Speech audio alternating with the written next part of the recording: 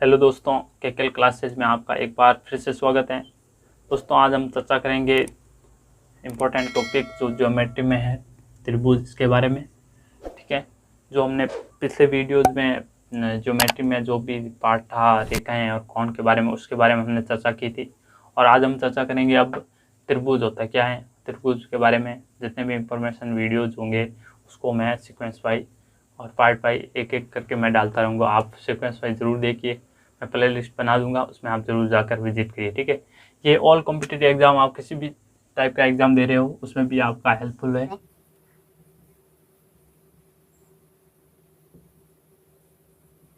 All competitive exam के लिए आपके लिए ये हेल्पफुल है। ठीक है, आप देखिए, और मैं बेसिक से हाई लेवल तक, जीरो से हीरो तक पढ़ूंगा आपको। जीरो से आप हीरो कैसे बन सकते हो इस तक मैं पढ़ूंगा आपको। ठीक है, तो देखिए, आज हम चर्चा करेंगे त्रिभुज एंड ट्राइंगल के बारे में। ठीक है, त्रिभुज होता है क्या, ट्राइंगल क्या होता है।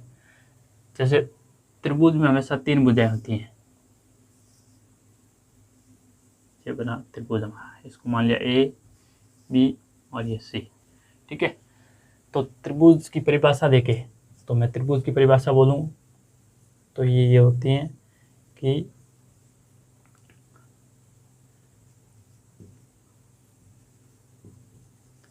तीन भुजाओं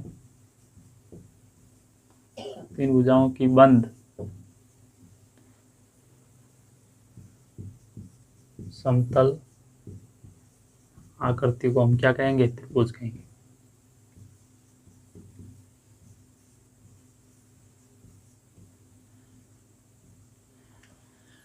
तीन भुजाओं की बंद समतल आकृति को हम त्रिभुज कहते हैं। त्रिभुज को दर्शाने का भी तरीका यही होता है, इसका सिंबल यही होता है। ठीक है, अब त्रिभुज की तीनों भुजाओं को कैसे दर्शाएं, तो ये त्रिभुज का एक कोण हो गया। त्रिभुज में तीन भुजाएं होती हैं और तीन भी कोण होता है। ठीक है, तो हमेशा त्रिभुज में बनाना हो तो जिसकी तीन भुजाएं बनानी होती हैं और तीन भी कोण बनाना था। तो त्रिभुज के जो ए वाला, ये ए एंगल है, तो इसके ए एंगल के सामने वाली भुजा को हम स्मॉल ए से दर्शाएंगे।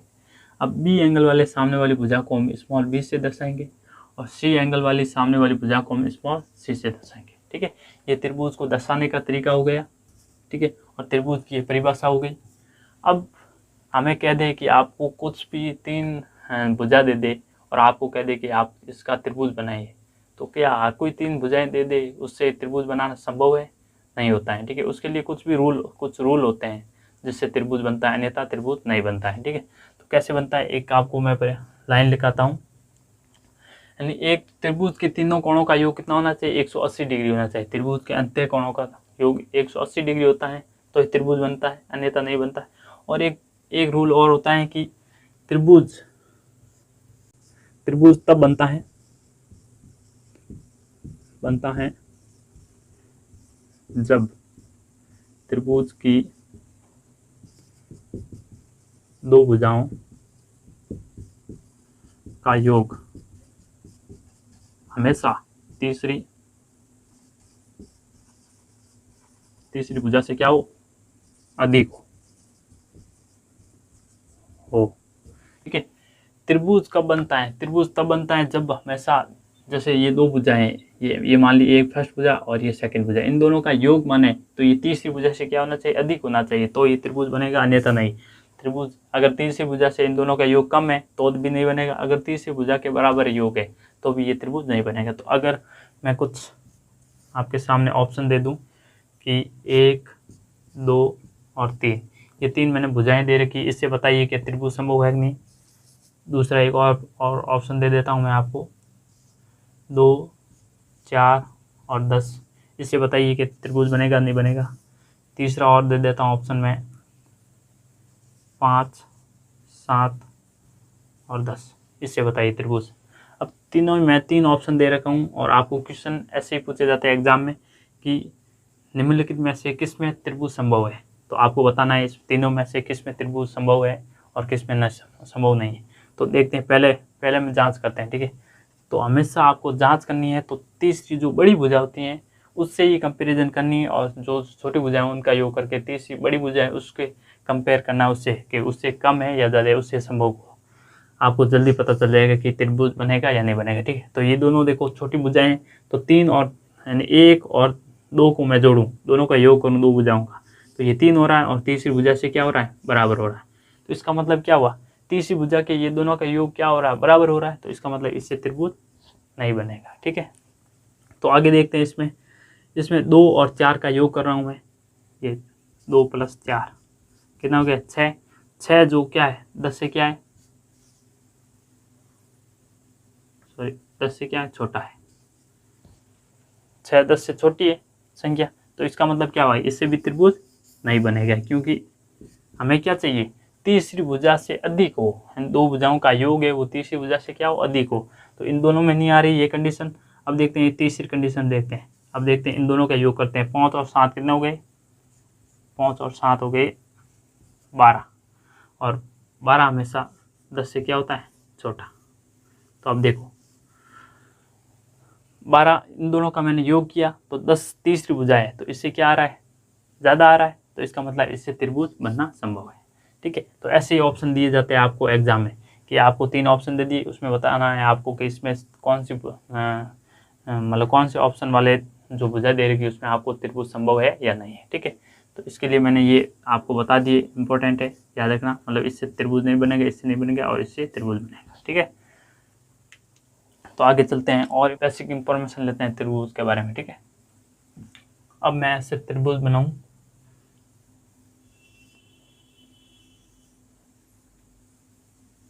ये त्रिभुज बना दिया मैंने। ठीक है, इसको मान लिया ए, ये बी है हमारा, और ये हमारा सी है। ठीक है, पास में मान लेता हूँ इसे ए।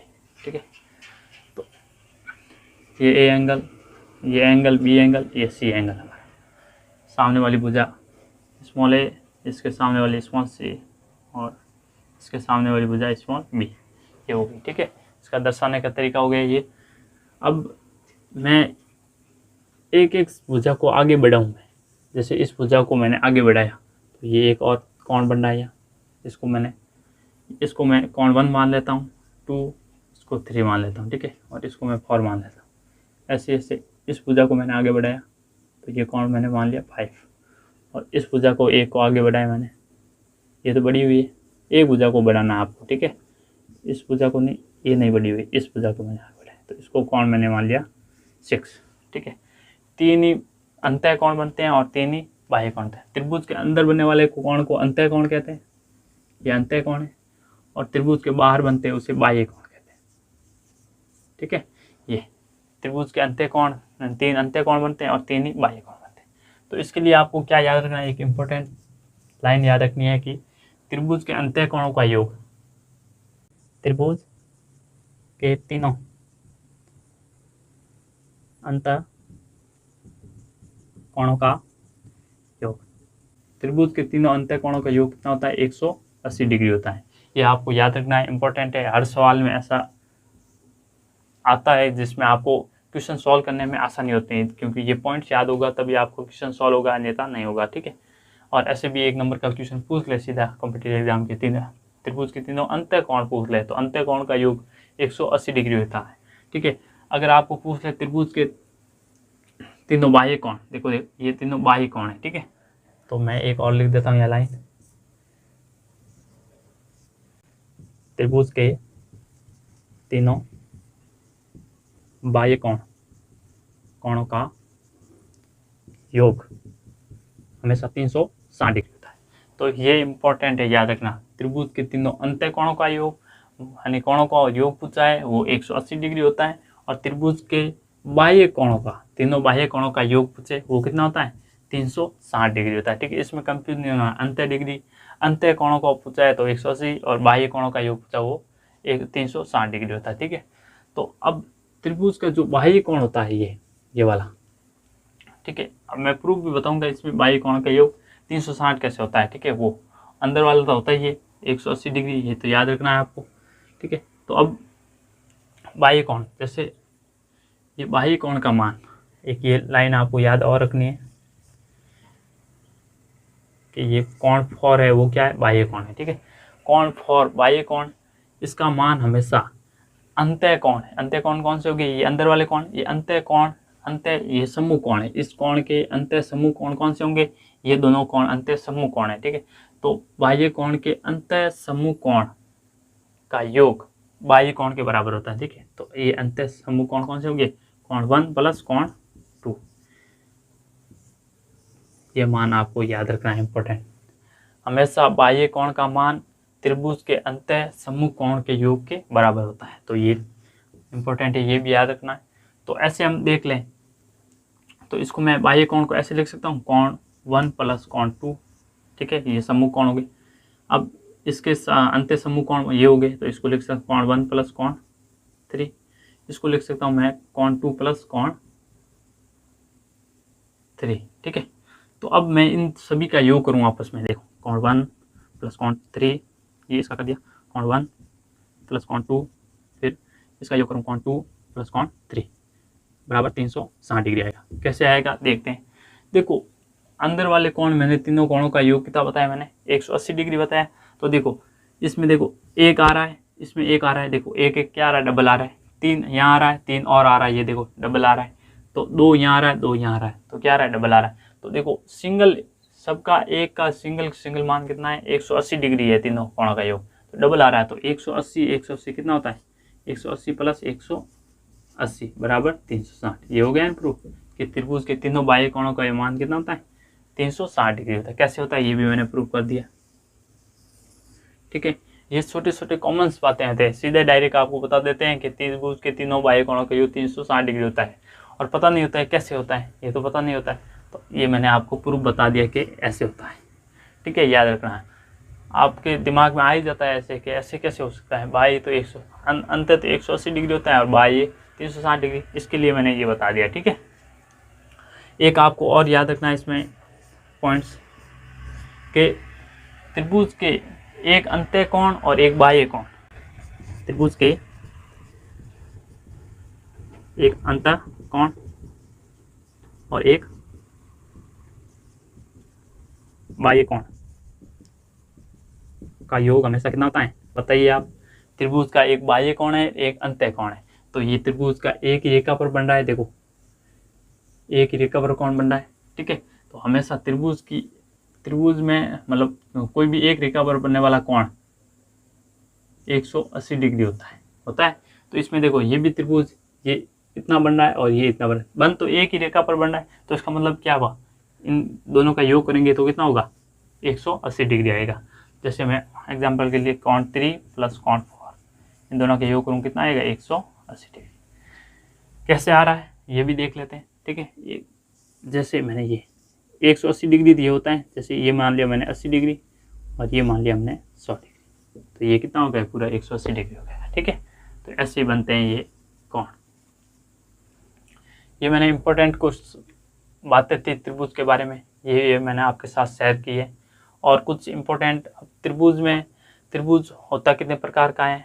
ठीक है, त्रिभुज भुजा के आधार पर अलग अलग प्रकार का होता है, त्रिभुज कोण के आधार पर अलग प्रकार का होता है, और त्रिभुज भुजा और कोण दोनों पर भी अलग अलग प्रकार के होते हैं। तो उसके बारे में हम अगले नेक्स्ट पार्ट में बात करेंगे। इसके लिए बने रहे हमारे साथ, चैनल को सब्सक्राइब करें और बेल आइकन ज़रूर प्रेस करें, जिससे आपको नोटिफिकेशन जल्दी से जल्दी मिल जाए, और वीडियो को लाइक ज़रूर करें। और अगर आपको कुछ भी डाउट हो क्वेश्चन में, तो आप हमें कमेंट सेक्शन में ज़रूर पूछें। ठीक है, जो भी मैं अगला वीडियो बनाऊंगा उसमें आपके हर सवाल का सॉल्यूशन लेकर आऊँगा। ठीक है, तो बने रहे हमारे साथ, धन्यवाद।